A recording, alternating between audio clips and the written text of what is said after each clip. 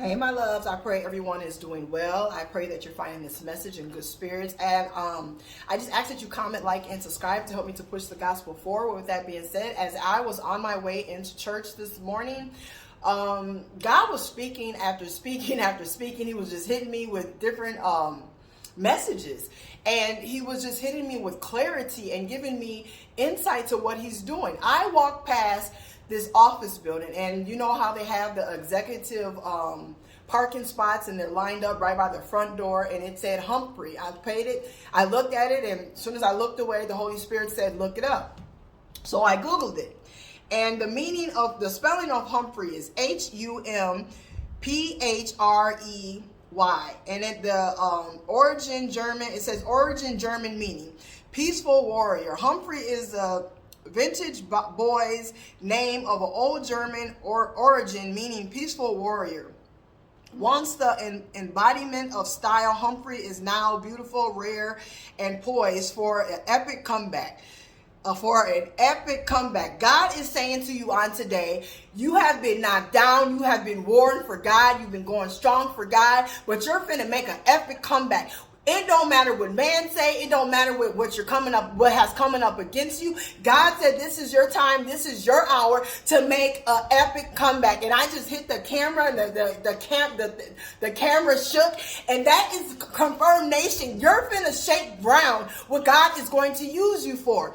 And then he led me to Daniel. He led me to Daniel 11:32, and that reads, and such as do wickedly against the covenant shall be corrupted by flatteries. But the people that do know their God shall be strong and do exploits.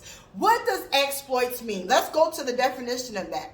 So God is saying that his people that truly know him and follow him, no matter what, no matter what's going on, no matter what's taking place, shall do exploits. And I'm just trying to get to